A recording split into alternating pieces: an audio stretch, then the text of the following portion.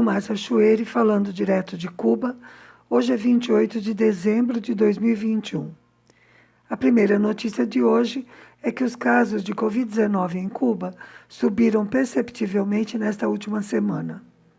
O aumento ocorreu tanto nos importados como nos casos locais. Embora os números não sejam altos, acendem um sinal de alerta. O Ministério de Saúde está chamando a redobrar os cuidados, porque essa ainda é a melhor forma de prevenção. Sábado passado, 26 de dezembro, foram realizadas vigílias pelo fim do bloqueio em cidades dos Estados Unidos e outros países, como Canadá e Itália. Os participantes denunciam que, faltando menos de um mês para completar um ano de mandato, Joe Biden não cumpriu nenhuma promessa de campanha em relação a Cuba. Por ter sido vice-presidente de Barack Obama, Biden era identificado com posições mais brandas em relação à ilha, imagem que ele usou para se destacar de Donald Trump, responsável por medidas mais duras que os presidentes anteriores.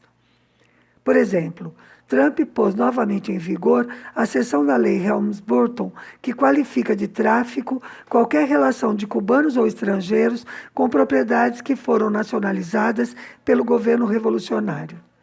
Desde 96, todos os presidentes dos Estados Unidos suspendiam a cada 6 meses esse dispositivo.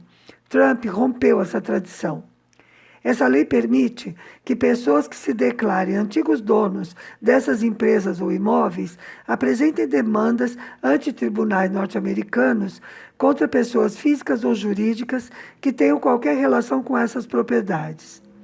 Isso significa que tribunais norte-americanos, que evidentemente não são internacionais, tomem decisões sobre questões internas de Cuba e sobre pessoas e empresas de terceiros países, numa flagrante violação aos princípios do direito internacional. Até agora, Biden não modificou essa decisão, nem nenhuma das mais de 240 medidas coercitivas adotadas por Trump. Outra medida de Trump, contrária à política de Obama e que Biden não suspendeu, é a inclusão de Cuba na lista de países que patrocinam o terrorismo. O pretexto é que Cuba mantém vínculos com países como o Irã e a Coreia do Norte.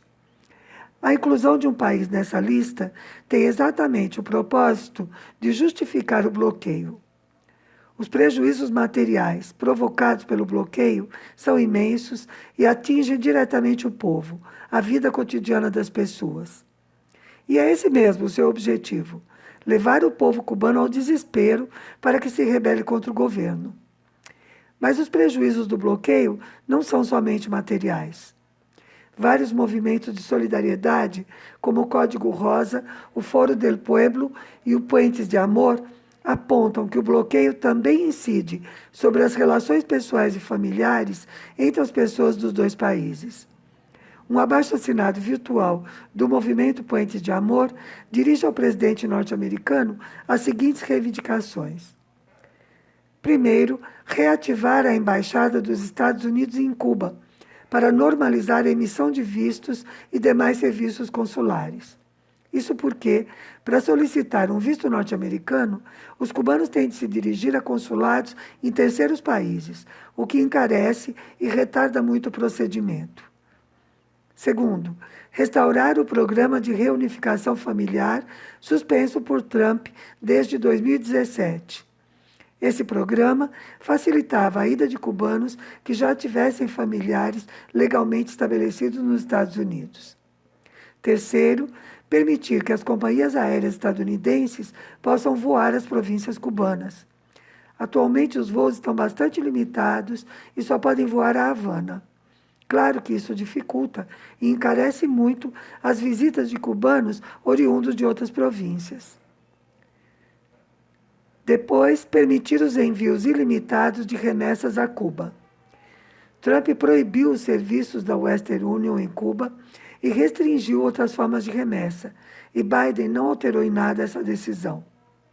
Outro, decretar a liberdade de estadunidenses de viajar a Cuba. Atualmente existem numerosas restrições, inclusive a viagens de turismo, Isso é ruim para a economia cubana, mas também para os norte-americanos, que têm em Cuba um destino turístico vantajoso pela distância e preços. Outro, permitir e incentivar as relações financeiras e comerciais com a ilha, estimular os investimentos econômicos e intercâmbios científicos e culturais entre os dois povos. Ou seja, que se levante o bloqueio. Por hoje é isso. Saudações socialistas.